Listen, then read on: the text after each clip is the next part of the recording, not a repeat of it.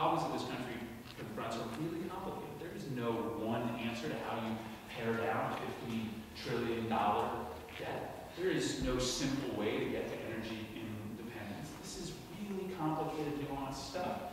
And these challenges deserve candidates who are going to talk to people about how tough it is to get from here to there. I only want this job if I get it by people understanding how much work it's going to take and how much sacrifice it's going to take from a lot of people in order to confront the challenges of this country. Can you talk a little bit more about the initiative, the legislation to bring jobs back to the United States and to buy American?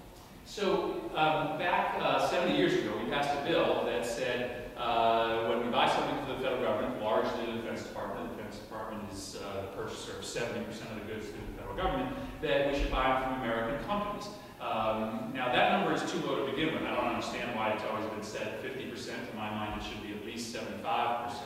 But what has happened over the last 20 years is we have basically eviscerated that 50% rule by building in loophole after loophole to the existing 50% requirement, such that a lot of the things that we are today buying for the Department of Defense have nothing in them that are made in the United States or have only 10 or 20 or 30% of U.S. content. We have lost 600,000 jobs in this country just due to the loopholes that we've built into the Buy America law.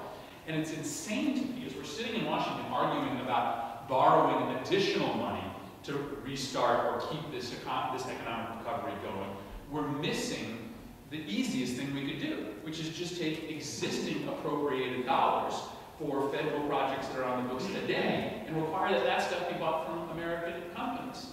And to me, it's a particularly important issue for Connecticut. There is a risk to Connecticut's economy if we have substantial reductions in DoD funding. We have a lot of defense jobs here.